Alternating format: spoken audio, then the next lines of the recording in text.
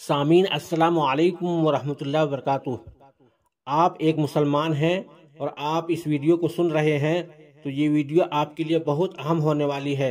इस वीडियो में हम बताएंगे कि नागरिकता कैसे साबित करेंगे। यकीन जानिए कि नागरिकता साबित करना एकदम आसान है। अगर आपने इस वीडियो को सुन लिया तो आप कहेंगे कि भाई ये कागज तो हमारे घर में मौजूद है। इतना आसान तरीका बता दूंगा कि सारे अफवाहें जो आपके दिमाग में भरी जा रही हैं सब खत्म हो जाएंगे। मेरे भाई, हाल ही में अमित शाह ने ऐलान किया है कि 2024 के लोकसभा चुनाव से पहले सीए को नाफिज कर देंगे। इस ऐलान के आते ही मीडिया में नहीं बल्कि जमीनी स्तर पर भी एक हंगामा सा बर्पा हो गया है। लोग मुख्तलिफ किस्म की बातें कर रहे हैं। कोई कह रहा है नागरिकता हमसे छीन ली जाएगी, कोई कह रहा है कि सीए नागरिकता देने का कानून नहीं है बल्कि नागरिकता लेने का कानून है। मुख्तलिफ किस्म के लोग बोल रहे हैं।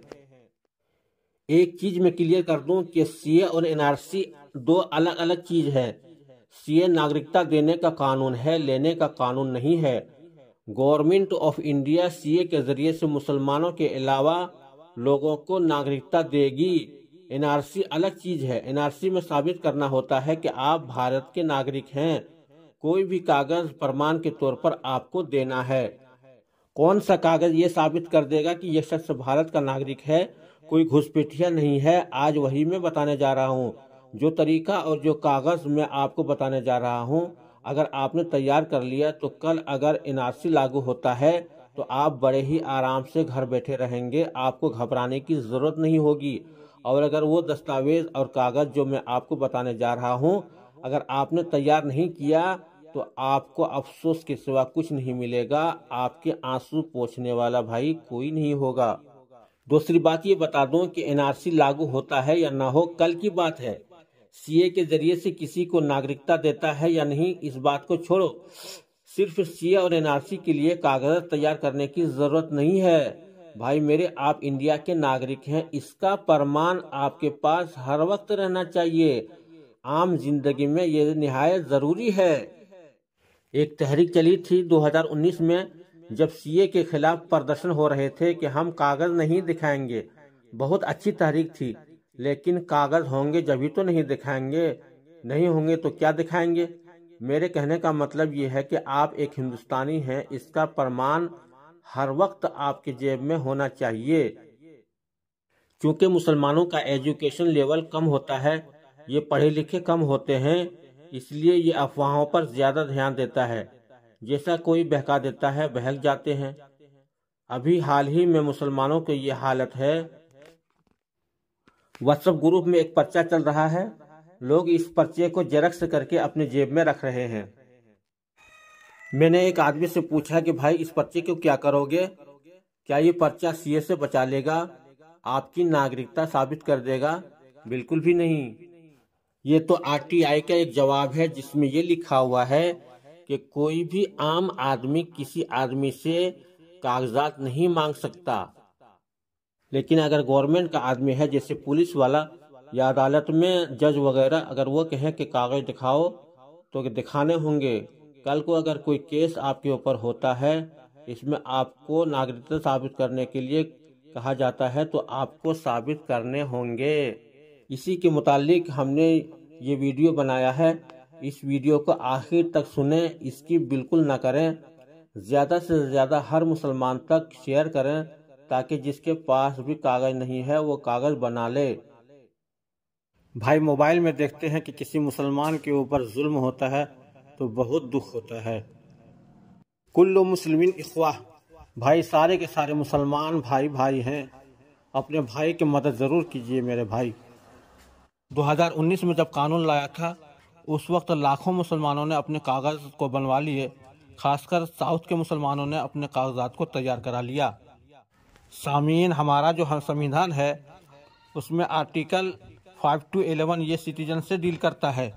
इसमें बताया गया है कि हिंदुस्तान का नागरिक कौन कौन होगा। क्योंकि ये कानून काफ़ी नहीं था, इसलिए हिंदुस्तान के गवर्नमेंट ने 1955 में इंडियन सिटीजनशिप एक्ट को पास किया। उसके बाद 1986, 1992, फिर 2003, 2005, 2015, 2019 में इस कानून में संशोधन किया। इस कानून में हिंदुस्तान के नागरिक के लिए मुख्तलिफ प्रावधान बयान किया गया है। पहला सिटीजन बाय बर्थ, दूसरा सिटीजन बाय बेसेंट, तीसरा सिटीजन बाय रजिस्ट्रेशन। हमारी बहस का मुद्दा तीनों है, हम तीनों पर बात करेंगे क्योंकि हमारे माशरे में सभी तरह के लोग रहते हैं। कोई 100 साल, कोई 50 साल, कोई 60 साल, कोई 70 साल, कोई 25 साल, सबके लिए अलग अलग नियम है। हम स्टेप बाय स्टेप बताते हैं, बिल्कुल ध्यान से सुनिएगा। पहला, वो लोग जो 26 जनवरी 1950 को पैदा हुए या उनसे पहले लेकिन 26 जनवरी रात के 12 बजे के बाद हिंदुस्तान में थे, इस बात का प्रूफ उसको देना पड़ेगा, वो काफ़ी होगा। मिसाल के तौर पर वो आर्मी में हो या सरकारी वोटर कार्ड में उसका नाम हो या उस पर कोई केस दर्ज हुआ हो या हॉस्पिटल का कोई कागज़ हो जो दलालत करे कि हाँ ये शख्स 26 जनवरी 1950 के रात के 12 बजे के बाद हिंदुस्तान के सरजमीन में था, बस ये काफ़ी होगा। दूसरा, वो शख्स जो 26 जनवरी 1950 से लेकर 1 जुलाई 1987 के बीच में पैदा हुआ।